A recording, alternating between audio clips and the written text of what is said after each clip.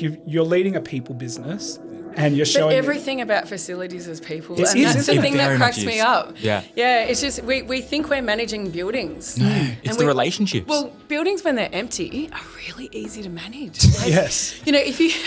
they're weird because they make weird sounds. They're creepy. Very creepy. And I always creep around them going, oh, this is so bad. If someone jumps out at me, I'm going to freak out because it's supposed to be empty. But easy. Really, really easy. And the thing about buildings that have people in them is the only reason why they're difficult to manage is because the people get in the way. Yep. So if you can't manage the people, you're never going to get to the building, to the parts of the building that you need to manage the building, is my way of looking at it.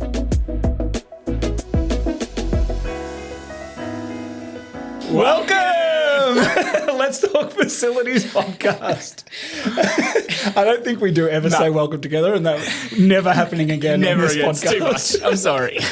Welcome to the table, though, of the Let's Talk Facilities podcast. Jennifer Longstaff. Is it Jenny, Jennifer? Jenny. Jenny. Would be great. Okay. Thank you. Yep. No worries.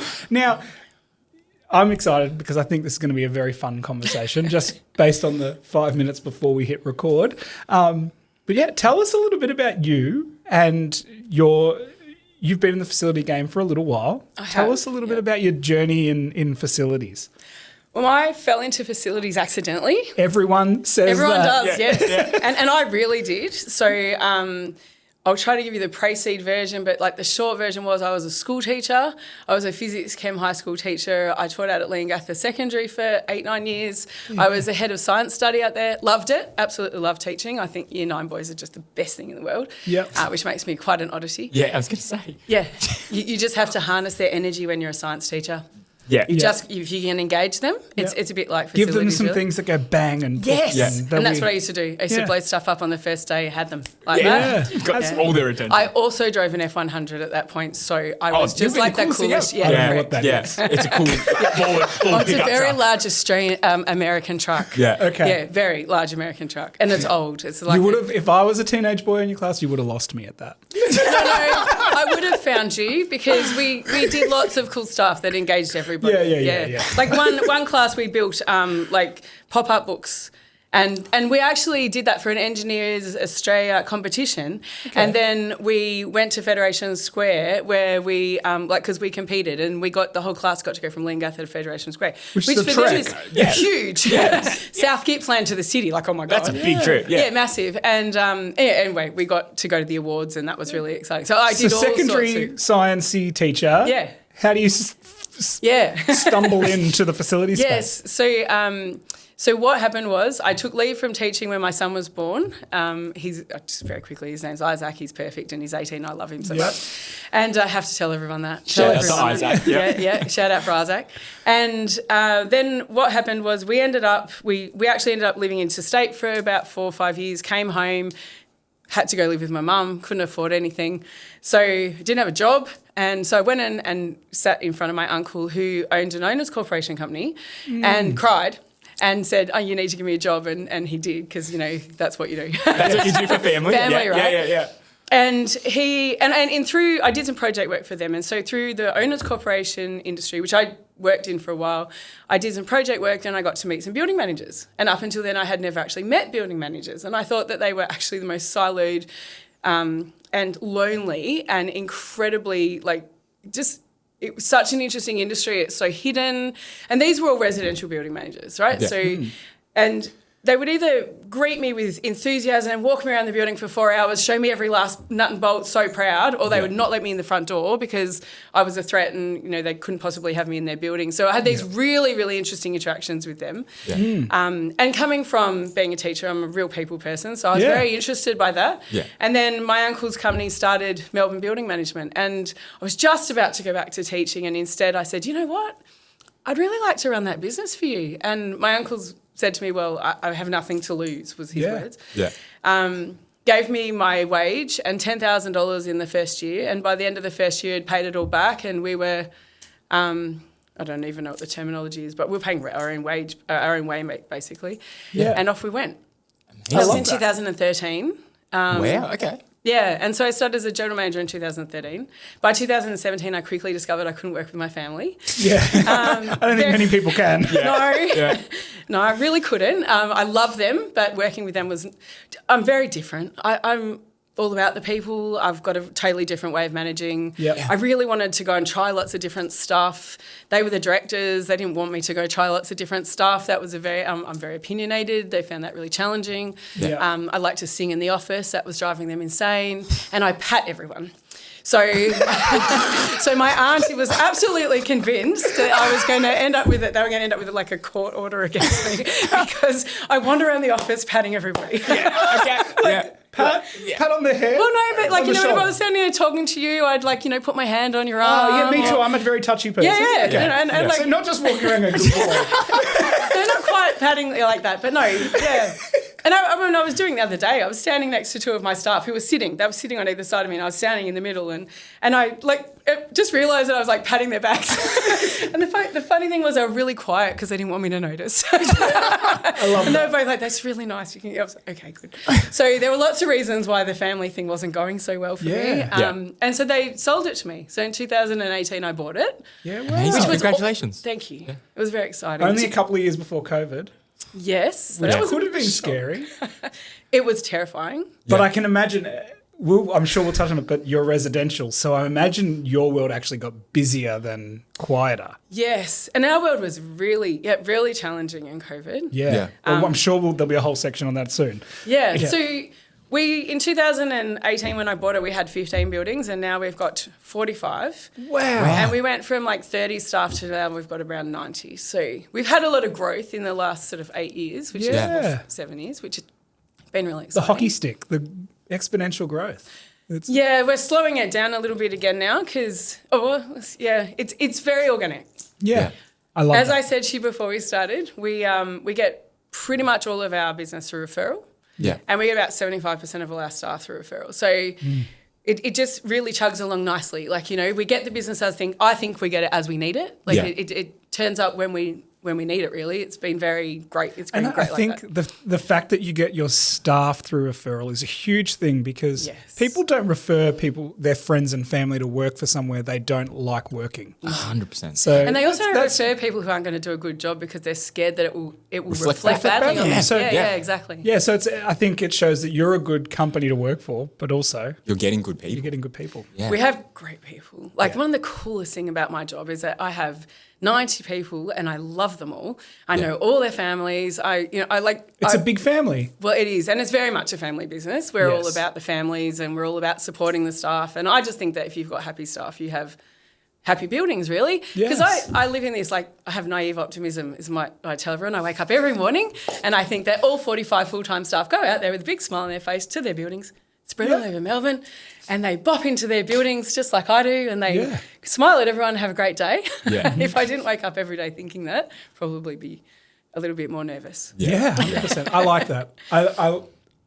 I like the fact, I wrote a LinkedIn post just recently about the fact that I love the fact that I get to work with some of my best friends and people that are my chosen family. Like, we've been best friends for years and got the chance to hire him as part of my team, and it just makes work Fun. Like, when you're a big family and you care about each other and you do, like, your families all come together, it's just beautiful. Like, one of our owners has the families at his place and they do water slides with all the kids and barbecue. It's just a beautiful, fun environment. I think when you can grow with that at the centre, it makes it a beautiful place to work. And I've got people who have been with me for like 11 years and I've watched their kids, I knew them when they had their kids and I've seen their kids grow and, we've actually got a whole layer of MBM kids now, which is like all these babes. I get very excited about that. I'm like, wow, we're breeding the next generation. You've got your next staff already chosen out. That's it. I love it. I feel No, like but we don't work all, with family. I feel like getting them all little T-shirts that says like, You should. and I've got a lot of longevity in my business, which is really awesome. And it's actually one of the reasons why I decided to buy it, because I was at a bit of a crossroad. I sort of was a bit like, well, what am I going to do? I could go do something else. I could start another business. But I felt like I'm not a company. I'm just a person. Yeah. So as I tell everyone when they come, they are the company. They make MBM. I can't do the job without all the people Together that work with you me. are Yeah, correct. We're collectively a company, but I'm not Jenny the company. No. MBM is a collective of all the people who choose to come on this journey with me, and that's a real privilege. Like that's not something I think that I should be, gung ho about. That's just to me that's a massive privilege that people get up every day and go, well, I want to go on this journey and I want to be part of this, and everyone contributes to my business, and they all love MBM. Like that's what I love about it. We all say that they bleed purple. Yep. A little bit of royalty there. I love that. Because that's our logo colour, just in case people don't know. But so yeah, and it's my best friend's my EA. Love that. I love that. And my general manager has been working with me now for like 9 years, and he's one of my best friends. We spend so much time together, like way more time than I spend at home. So if we didn't get on as well as we did, we would really struggle. So and that's the thing that is cool about my business. Yeah, absolutely. And I get to meet lots of really fun people and, have great conversations and learn stuff and like this. Exactly. Yeah. And again, that's pretty exciting for me. I like being able to do that. You said before that, and it's stuck in my memory. You said before that when you first started going into the buildings and meeting the building managers, they're very siloed individuals. And we see that a lot. I remember the first building when I first stepped into this facility services space, the first building that our owner Colin took me into to meet with the facility managers, they were in a little room the size of a shoebox next to a dumpster in the basement. Mm-hmm. Is that the same in the residential space? Yes, very much so. It's so sad. It really is. And it's and you're right. And one of the things that I wanted to do different in my business was I wanted to find a way of connecting everyone. Because everybody, whether we admit it or not, we all want to be part of something. Yeah. And we all want to be connected to other people. We're herd animals. Like I've got horses at home, they're herd animals. Yeah. Yep. We're all herd animals. We're exactly the same. We like being valued. We like being needed. We like to be part of something bigger than just, just ourselves. And so it's a real challenge. How do you do that with an entirely dispersed workforce? Yeah. You've got people in buildings, 45 different buildings across Melbourne. Yes. How do I make them feel connected? Now, I'm not sure that we always nail it, but we certainly try our very best to do that. And we have, we've put teams in place, and we have weekly video meetings where I literally just get on and, update them on all fun things in MBM and spread some purple cheer across the place and catch up. And it's great because I get to see all the faces too. So I feel like I've seen them all. I get really excited about that. Yeah. But we also have in-person staff meetings. We bring everyone else in small groups now. We used to do it all as one, but we can't do that anymore. Yeah. No. So we bring all of the full-time staff in for in-person staff meetings, but we do that with the casual staff as well, so that we do training, but I also get to feed them, which is like my second favourite thing in the world. Yes. I love feeding people. So that's a cool part of the job. I get to buy people lots of food. I'm so trivialising what I do as a business, but No, I don't think you are. I think you're humanising. You're showing that you're a good leader. I think we've since COVID had at our company a meeting that our boss put in place that was just literally like the water cooler chat meeting. We're just going to jump in, and there's no purpose. Yeah. And it still continues today. So every Wednesday now at 4 p.m. we have a meeting. And now it's a little bit more formalised, but someone does a show and tell. It's like a prep class. Yeah. Someone does a show and tell. Someone gives a fun fact. And it's not always even real fun facts. Like some of them are like, oh, here's how you can put like mouse traps in the side of your brick wall so cockroaches don't come into your house. Like it's very just fun. Here's how you can get a free upgrade on a flight or something like that. Like someone.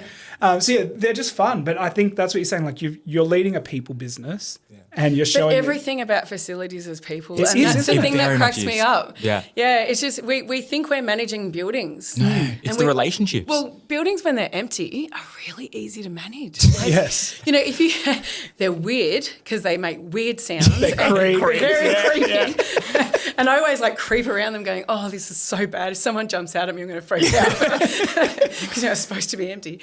But easy, really, really easy. And the thing about buildings that have people in them is the only reason why they're difficult to manage is because the people get in the way. Yep. So if you can't manage the people, you're never going to get to the building to the parts of the building that you need to manage the building. Is my way of looking at it. 100%. And if you can make someone who unfortunately their office is in a basement next to a dumpster feel valued as part of your business, then they're going to enjoy their job a lot more. We than, have such amazing offices. One of them's a water meter cupboard. We've got a Harry Potter cupboard underneath some stairs. Beautiful. Solid concrete, no internet, no phone reception.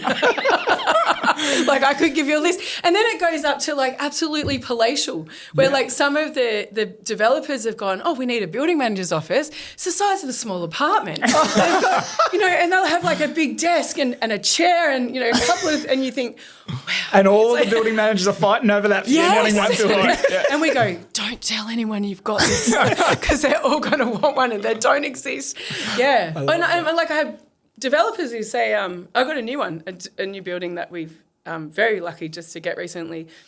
And we walked around it and I said, so have you got an office? And the developer went, Oh, we didn't think of that. no. We put in a toilet. And I'm like, excellent. That's fantastic. That's They're the very office. hard to put in. Well, the toilets are very hard to manage without one on site. So, Yes. toilets are great. Thank you so much. Yeah. And then he's like, oh, well, where are we going to put you? I'm like, let's go check out your comms cupboard because you know how many of my managers are in comms cupboards? Oh, Within no. the comms cupboard. Wow. That's where he is, comms cupboard. So you said, I'm sorry, I'm finding this so No, engaging keep that I'm going. not even letting you in. No, keep going. It's usually me. I normally keep I going. normally talk so much no one else gets the word in. You can ask the next question, I promise. Yeah. I think we're going to get people starting to love Sammy a lot more because they're going to be angry that I just never let him talk. But anyway, oh well, it's fine. So you said before, buildings that are empty are easy to manage. You add the people component, and that's where the complexity lies. We touched on it at the start. So a lot of the people we've had on as guests on the podcast are from the commercial corporate world. Yes. And they manage buildings that 9 to 5 or even longer have thousands of people from all different walks of life coming in there to do their day-to-day job. There's so many complexities when you bring all different cultures and people all together. COVID hits. Yeah. Where'd they go? No one is now in offices. Their jobs must have been so easy. But know. your job and your staff's job must have been a nightmare because everyone's now working from their apartments. So our buildings were very busy. They'd never can't ever imagine. had Yeah. as much load on them as they had during. They're at 100% capacity correct. basically all day, every All day day, long. 24 Yeah. hours a day. Yeah. So our lists were going up and down a lot more and everything was Yeah. getting used and we had some really, really bored, lonely people that like to wander around their buildings and find all the things that were wrong. that they hadn't Oh, done yeah. So before. all the things that have never been picked up before are now getting picked up. Or 'cause- had been picked up and picked up 40 times instead of 10 because, Yeah. there's 40 different people walking the building. yeah, now they're just bored, so they're just walking around. Walking up and down. Noticing. Yeah. Wow. was How'd you cope? Really, really well, actually. Okay. Yeah, no, Glad to hear and COVID was for us actually a fantastic experience. Bar the first month, Damien, my general manager, works at the F1 every year, and he was at the F1, and I was in the office, and it was like it was yesterday, and he rang me, and he goes, "They haven't opened the gates," and I was like, "Oh, this could really, really bad, really bad." And he said, "I'm going to ring you back," and he goes, and then half an hour later he rings up and he goes, "They just cancelled the F1, Jenny. This is on. Like this COVID thing's on." Yeah. And up until then, we'd sort of been hanging in there going, well, like everyone, what's going to happen? What are they going to say? What are they going to do? Are they going to shut us down? Yeah. And I'm a highly emotive individual. You probably already picked that. And I just burst into tears. And he was supposed to be on leave the whole of the following week. I'm like, there is no way. You have to come back in. I'm cancelling your application. Declined. I said, please come back. And look, to be fair, he was as worried as I was. Yeah. And he came back in and the Monday we were in the office and we're like, what do we do now? Yeah. Are we going to be in business? Are we going out of business? Are our people going to be on site? Are they going to be not on site? What are we going to do? Yeah. And the thing I think that in that first month of COVID was that nobody knew. No, it was the unknown. And there was no clear direction. Mm-mm. So nobody was telling us. Nobody was there telling us. And FMA didn't know, SCA didn't know. And one your really knew. Melbourne building management. Yeah. And Melbourne had the strictest rules out of in the whole world, So nearly. fun. I love COVID actually, for lots of different reasons. But so what happened was we did a few things, some that we're really proud of. We quickly worked out that there was no way our buildings were going to run without us. So we went Absolutely and made not. everybody really, really official face badges that said essential services. Yep. put their names on it, like literally put essential services all over it, put their names on it and went, go to work.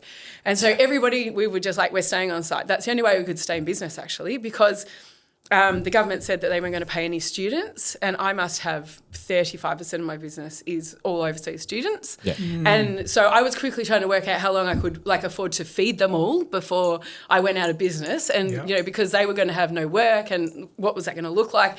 I was just terrified of what my people were going to go through. So, so we just went, no, we're not going to do that. We're just going to stay in business. We're going to keep all of you on site until they literally drag us off site, put these very official like badges on them. And then we went and got purple high-vis vests.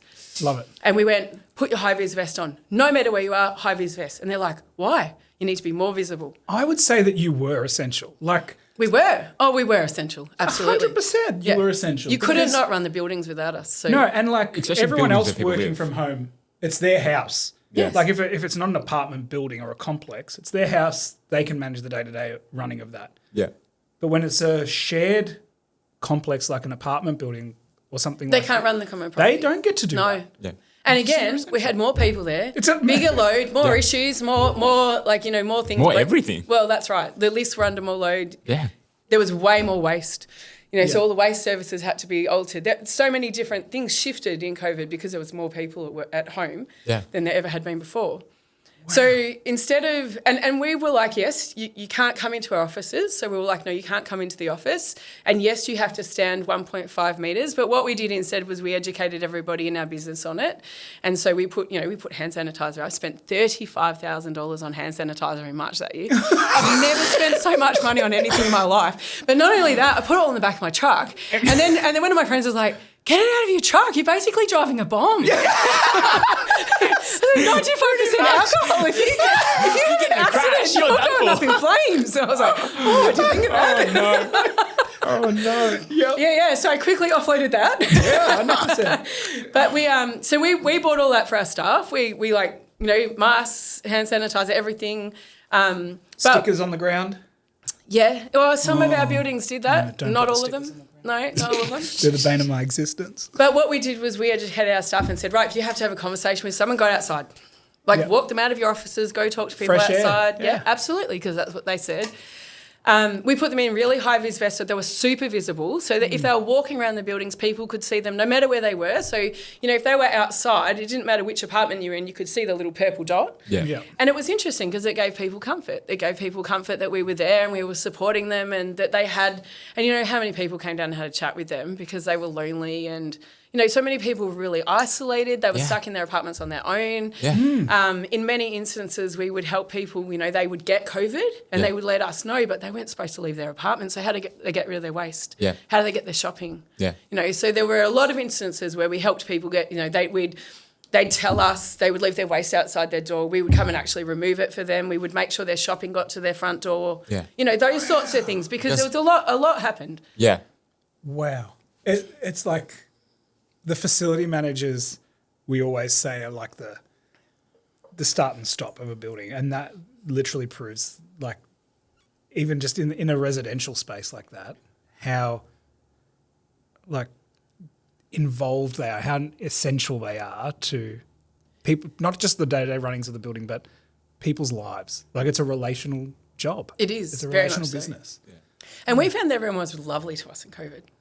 Yeah. Lovely, because they really got comfort from the fact that there was somebody there. And so we didn't, those couple of years of COVID were actually lovely. It was after 2021, they all got a bit dodge. Yeah. It all got quite hard after that. But, you know, in those couple of years when we had all the lockdowns on and off and everything, people were, I think because everyone was very concerned. No one knew what was happening. No one knew how it was going to play out. No one knew what no one knew what the long term was. Everybody knew someone who had COVID.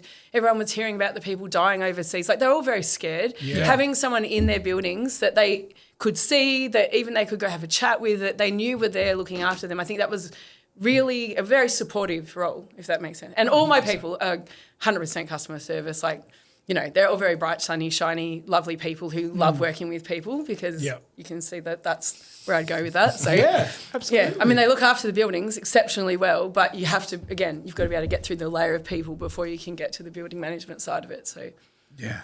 Wow. Huge difference. Lots and lots of differences. Yeah. I guess in terms of we kind of chatted about this when you first got in here as well, but being a female in the facility management space, obviously, it can't always be the easiest. Where have you found the most challenging? But I guess on the other side of that, where have you found it to be the most rewarding part of your career, or have you found it to be? Have you found it rewarding? Yeah. I love my business. It's not shining out of me. Then there's something. Usually people start asking me about Melbourne building management. I'm like, oh my god, Let me tell you. Yes, let me tell you about my amazing business. I love it. Yeah. I think I'm really good at it. And I think we fell into residential accidentally because I came out of the owners corporation space. Yeah. And we have a couple of commercial buildings. We have a couple of industrial buildings. But I think we're really good at the residential space because we're working with people's homes. Yeah. Right? It's not rational. It's actually highly emotive. We don't ever talk about our homes in a rational way. No. If you think about your home now, like if I think about my home, it's all about how I feel. It's how it makes me feel. You know, I want to be safe. I want my family to be safe. But it makes me, you know, I'm comfortable there. I'm happy there. It's my happy place. It's all these, you know, all these words I'm using, they're all very, very highly emotive. So, and I think I'm really good at that because I get it. Yeah. Yeah. And I think the teaching background helps me because I'm really good, I hope I am really good with people. I love to interact with people. I like learning their stories. And I can understand, I used to be told a lot that I was like the most irrational person that a lot of my family had ever met. So I think that from that, I really get the way that the owners corporation space works because usually it's a bunch of highly rational decisions based on how they feel, where you're in a really corporate environment because, you know, you're managing budgets of $1 million or $2 million for the buildings, you know, the buildings. Day-to-day operations. Correct. Yeah. And, but they're making decisions emotionally. Yeah.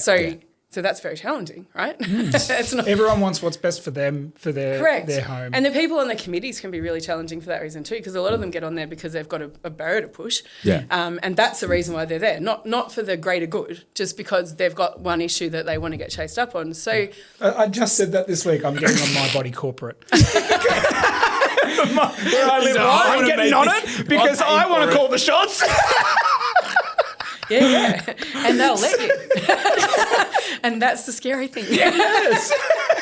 So, yes, I understand. Like, it is. But I don't think that at work. I'm like, the last place I'd want to do is join an extra committee in the workplace or in a building that I work in. Yeah. But at home, I want to call the shots. Yeah. Yeah. And they will let you because it's a volunteer role and there's not that many people that necessarily want to do the volunteer role. No. And that buys into the fact that we then end up with some very interesting characters in our committees and as our chairs and, you know. And I think a lot of the time there's very few owner occupiers in those sort of complex or townhouse setups. So that's why I'm like, I'll probably be one of the only owners in my setup of 10. You'll end up with owners then that don't necessarily live there. Yes. Which is interesting because then they'll make decisions about things, but they're not actually experiencing themselves. It's not for the best of the people in the building. It's for the best of their bottom line, right? Yeah. Yeah. Yeah, and we're totally off track because when we start talking about strata and costs and how, and I'm going to go back to answering your question. No. So I love my business as a female, and I think that my business has been probably a little bit different to the way, well, I hope so anyway. I'm hoping that we're very different to the way other residential building management companies work. And I think some of that's because I'm a female. And instead of having like soccer jerseys in our office, we have Lego.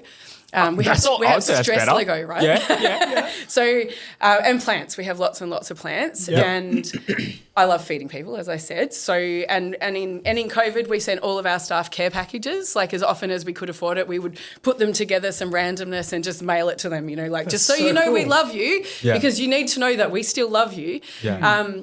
And I'm all about love and fluff and you know, cuddly, soft purple things. And I think that it's interesting because some people cope with that really, really well and some people can't stand it. And I'm really okay with that too because if you can't stand it, there is probably 35 other companies out there that you will happily work with. That are a little bit more corporate or... Correct. Yeah. They don't have the feelings of the emotion. Suited. It's my way of... correct. So the feminine side of the business has served you well, I think. I think it does. I think the feminine often allows that relational aspect a lot more. It's softer. It's like there's a reason why most gay boys have only female friends in high school. Right? For a second, I was where this is going. It's a safe place for us. So,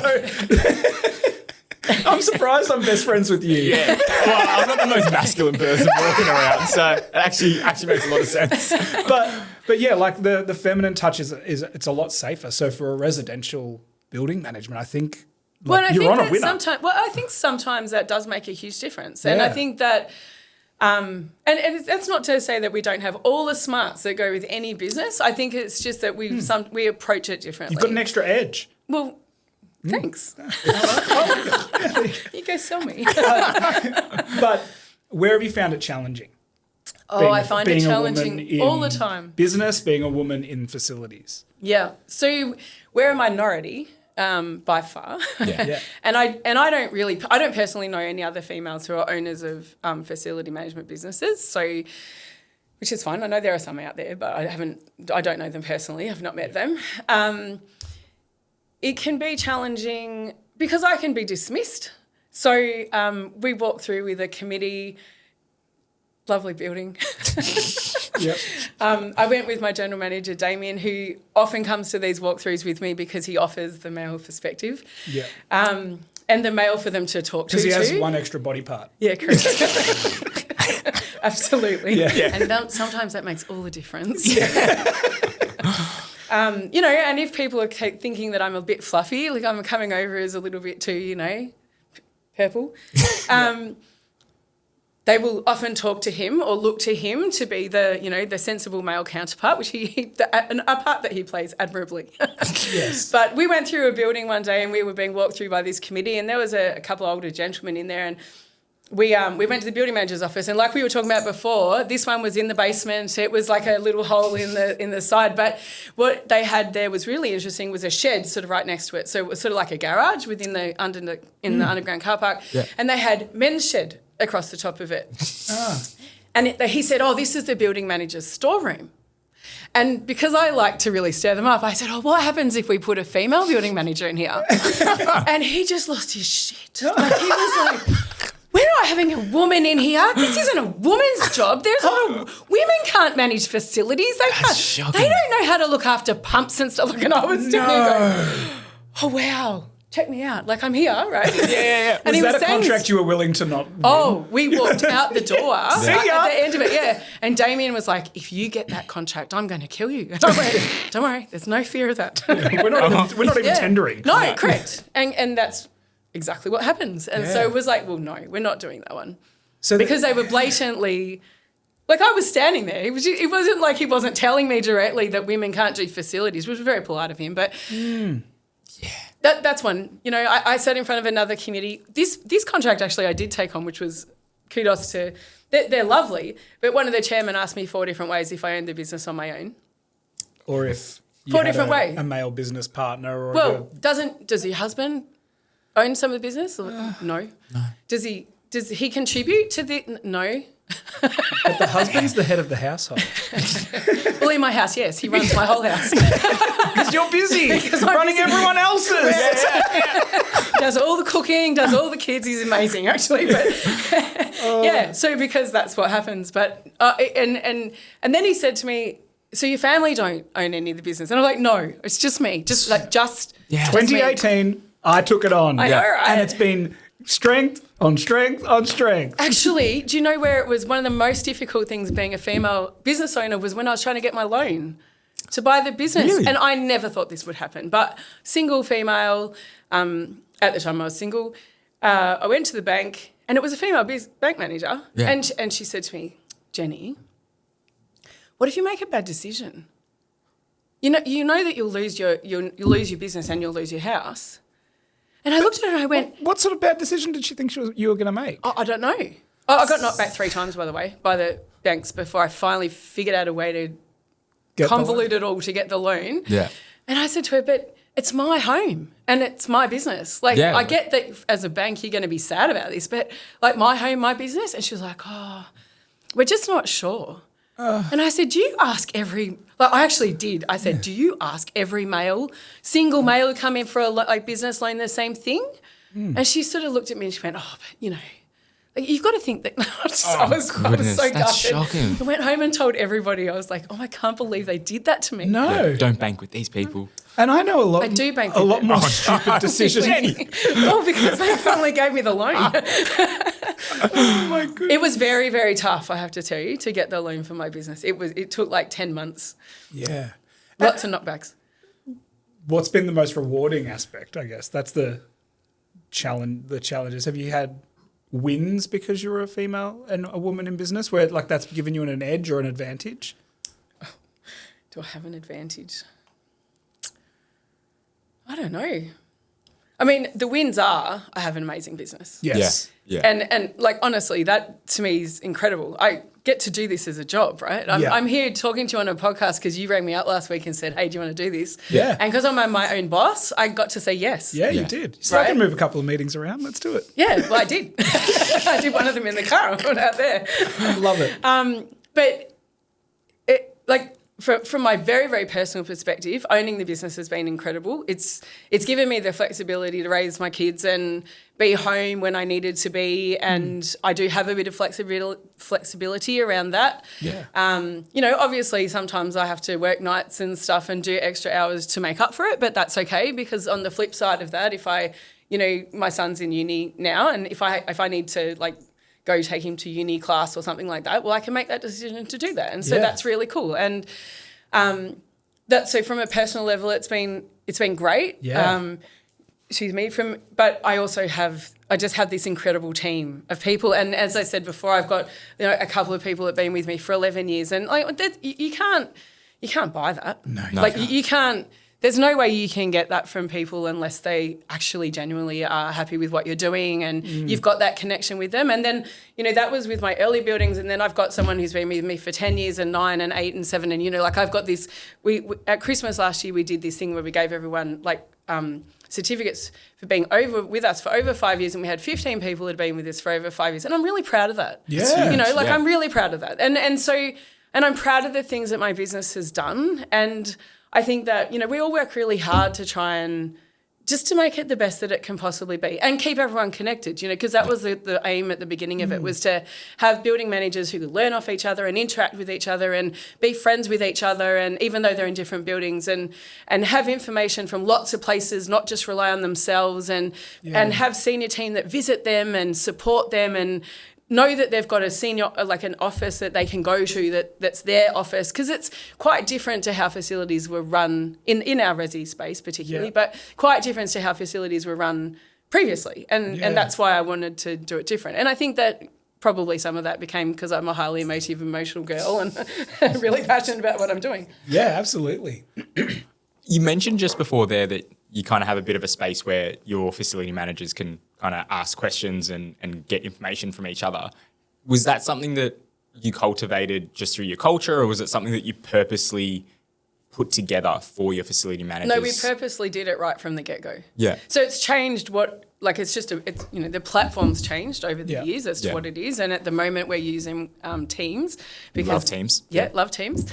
And that's where they all, interact and communicate with each other. We're promoting Microsoft. In my head, I was like, unless they're going to sponsor us, actually, I'll take that out. I prefer Slack. It was more just so that you, understood. You've got used Teams. We've had a couple of different ones that we've used previously, but we've moved on to that.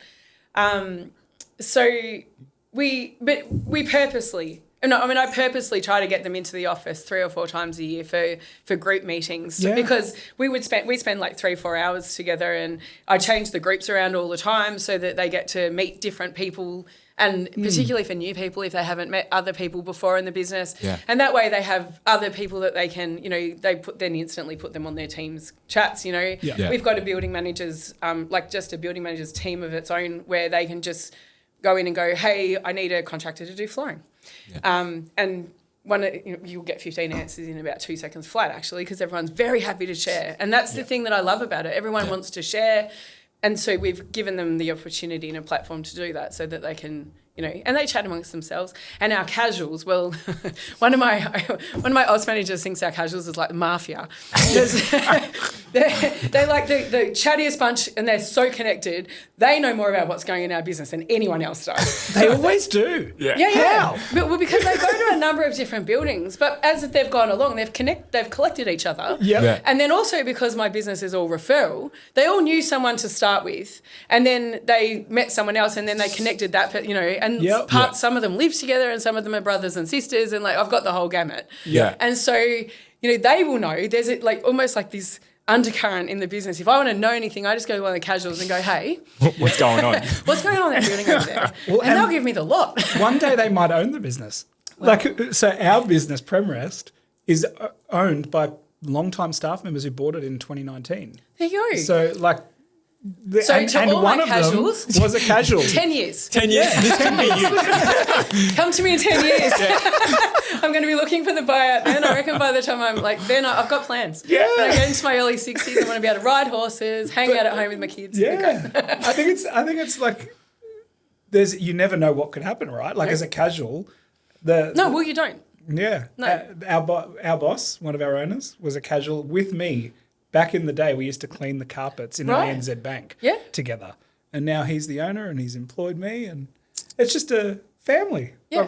We've all come But back. it's nice because then you're all connected and you know each other, and Yeah. we have a lot of that. So the other thing that's really good is because we have a lot of that, most people when they come into the business, not all, but most people when they come into the business know someone in the business. Yeah. So they instantly have someone they can talk to about what's going on. And then, we then just work really hard to just make sure that grows. And then if you come into the business new, not knowing anyone, our training process is that you start with me, but then you work with one of the ops managers, and then you spend time with some of the other managers before you go out to be working on your own, so that you've then, collected those people along the way. So you've got your network that will help support you. I love that. We touched on it a little bit before, but during COVID, there was the real stark difference between the commercial corporate setting and the residential. What are some other key differences that a facility manager, because they're completely different roles, really. They are. There'll be some overlap. What are some of the differences that you would say that you see? Well, the main overlap is that we both work in buildings. Yeah. Yep. Yeah. I think residential buildings are often not as sophisticated as commercial buildings. Okay. Developers won't put the money into it. Really? Really, because they don't get the money out of it. It's a different value proposition. So our commercial counterparts will often have BMS systems. They will have all the technology. Everything will be linked up to computer systems. Yeah. But they also, to be fair to them, they will often have far greater machinery and equipment than we will have. Like, so their air conditioning systems might be air conditioning, floors, full floors. They've got a whole building or whatever to look after rather than individual premises. You can't have air conditioners that run every single apartment. Everyone needs to have their own individual. Well, no, you can. Can you? Yeah, we do. Yes, we have at least 2 buildings where the air conditioning system is run Centralised? Yes, centralised. I would hate that. You get your own little, you can still control the temperature. You can control it from your room. He thought Steve 2 floors down gets to control it and you're stuck at 21. I hate when I go to the office and someone's turned it on hot and I can't control it. No, you have controls in your apartment. Oh, okay. Yeah, it's okay. This really is the idiot's guide. Yeah. But they have, the cooling towers and the boilers still run all the air conditioners in systems in all the individual apartments. Yeah. But that's a lot rarer in resi. Yes. So in residential, it's far more likely that for an air conditioner, for example, they'll have the condensers on the balconies. Yeah, correct. Yeah. So they've got their own. Yes. Whereas the common air conditioning might be just corridors. Yeah. But see, this is where some of the differences come. Commercial people would never think about turning their air conditioning off in the corridors because you've got tenants and your tenants would complain and the tenants are who are paying you and that's how you make your money, right? Yeah. So air conditioning is key. You've got to keep it running all the time. It's got to be spot on. It's got to be, you've got to have all your different fields in a floor and all your different levels. Your zones have got to be working. Yep. It's actually really complex. Whereas in an apartment building, if you want to save money, well, you just turn the air conditioning off in the common areas, right? Yeah. So it doesn't matter that your corridors are freezing in winter and really hot in summer because it's saving you money. Yeah. That's one of the key things. That's Okay. really hard in resi. Well, there's a few. The first one being that the developers build a different product. Yeah. So we tend to have the simplified product. We've only got a couple of buildings that have got even BMS systems set up in them. Yeah. We have residents. Well, we have owners who want to save money, and in an owners corporation, the only way you can save money is by not spending it. Yes. Because owners corporations aren't allowed to make money as a premise. So what they then do is they look for all the things that they can do not to spend money. So, and I think this is one of the key challenges and one of the key differences really that we have in our space. One, we have a committee of people that are volunteers that get re-elected every year, so they could change. So our governing body, for example, may change every year. Yeah. So we might have 1 year where we have a group of people who absolutely love us. Yeah. And they're really, they want us to do X job and we're doing that job and they're really, really, really happy with that. And then the following year we might get a new committee who don't love us because they think that our job should be Y, A, B and C and what we're still doing is X because that's what we were doing the year before. Yeah. And we need to sort of then alter what our service is to then make that committee happy. And then the next year we'll get a different committee unhappy with everything that came before them. Screw it up and start all over again. Correct. Yeah. And so that's one of our challenges is that our job can change from year to year and the expectations can change very rapidly. Our board essentially don't want to spend money. So it's not like a commercial building where spending money will make you money. Yeah. Like you put money into your tenancies, your tenants are going to pay more. You put sustainability. Let's talk about that briefly. Yes. I have a beautiful building in the city that when it was finished was a 6-star green rated building through the Green Building Council. Yeah. It's Now it's two. Yeah. Well, we won't pay the money to actually get it rated, so who would know? That's the first Keep thing. telling people it's 6. Absolutely. It was. But the thing is... It's like those pie shops that win a prize for their pies. Best pie in 2012. Australia's best pie. We're still here. I'm like, it's a long time. You could have changed that recipe. Yeah, same thing. Well, I mean, it is. We've never challenged it. Yeah. But the thing is, though, that people, when you're burning an apartment, actually, you don't really look for that. No. Okay, so it's not. That's not going to. It doesn't really sell you more in a owners corporation. It doesn't really sell you more in apartments. In commercial tenancies, it's gold. Yeah. Like that's a currency. Yeah. The neighbours in commercial tenancies, absolute currency. Like that. That Yes. is get that in They've place. got sustainability targets and goals Yes. that they're trying to reach, and so every little bit counts. Yeah. And they're trying to put it in resi, and it's really not getting any traction because they just like Unless your owners corp care about it. correct. Yeah. But it has to be the whole. It has to be everyone. It has to be the whole committee cares about it. Yeah. It's Not just two, because if Yeah. it's 2 out of 12, you voted out. Yeah. Yeah. Sustainability doesn't matter anymore. And then after COVID, and what we're seeing now, particularly with everyone being slightly constrained with their money, is that no one wants to spend money on sustainability. So it's completely off the table. Like it's not even a discussion. And so, which upsets me because I'm very green and I'm very about the sustainability piece. But we have this building that it got finished. So it got finished with the 6-star, green rating, and our water tanks were not commissioned. And I went in and I said to the plumber, this was right at the beginning of the building, why haven't you commissioned the water tanks? And he said, well, the last resi building I did, they took them out and turned it into a yoga room as soon as they'd signed off on the building. And I'm like, what? And he said, well, so I figured there wasn't any point and I should just wait and see what you wanted to do because that's what they do. That's what they did. Yeah, right. Because it's put in place, but then no one's prepared to pay the money to maintain it. Yep. Yeah. Now, if you're not prepared to pay the money to maintain something, then it will instantly lose all of, the Green Star rating also, for example, goes because... Yeah. So it's a totally different proposition. Where we work in our resi space is we have to, like commercial, we go out, we get quotes, but we have to be able to justify and explain to people and convince them that they need to spend the money to keep things going along in their buildings. Yeah. And that can be really, really hard if people don't want to be spending money. Yeah. And there's a lot of other things that have happened to the resi space lately, which has been pretty ordinary, like the cladding issue and, they've had to pay, a lot of buildings have had to pay out a huge amount of money to have their cladding changed. Defects are a real problem because there's no great recourse for them if there's defects. So I've had a building that just had to borrow $4.5 million to fix their promenade. Yeah, it was leaking like a sieve because they never sort of membraned the concrete and it just the water just flowed through it. And they're chasing their builder, but it's very unlikely that they're ever going to get any money for that. So, and this is, 155 apartments of just you and I, owners, Yeah. lots of lovely lord ladies in there who are going to have to figure out how to pay back this $4.5 million loan, across all 155 of them. Yeah.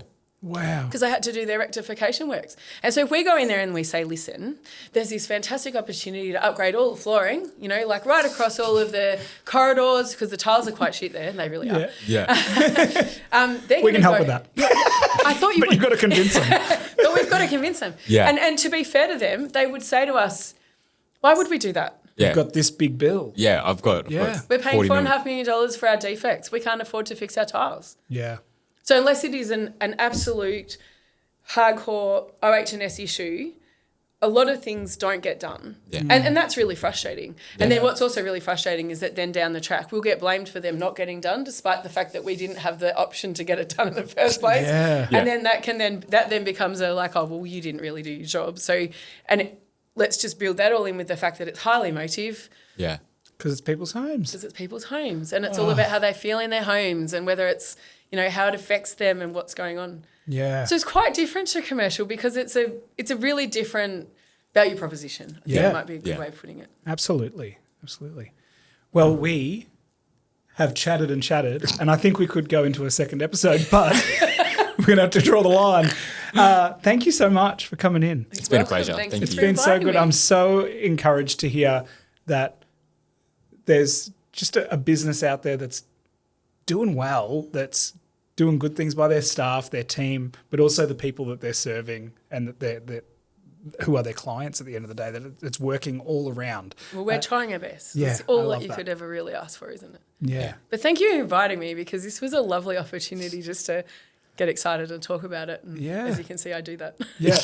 If you had any piece of advice for a facility manager out there, maybe they're a facility manager in residential or commercial that are listening, new to the game, what would it be? One piece of advice for a facility manager. Yeah, for a facility manager, my advice would be that at the moment it's all about the detail. Yep. So the things that are really important to people are those small little detail things that just don't always mean anything to us, but mean something to the people, like either the tenants or the residents. And so you always have to be able to look at our buildings from completely different eyes. You need to Yeah. be able to put yourself in the shoes of the people that you're managing the building for. Figure out what it is that they want and need. Like, what are the things that they need to get out of their building or they need to get out of their walk from the car to the tenancy or the car to the apartment? What is it that they're looking for? Yeah. Those are the details that people will pick up on and cause the most stress over. And if you can get those details sorted out, then the rest of it, managing all the massive infrastructure, that's pretty easy. Yeah. Yeah. Okay. That's a Yeah. good piece of advice. Thanks. Thank you so much for being on the pod. Thank you very much for having me.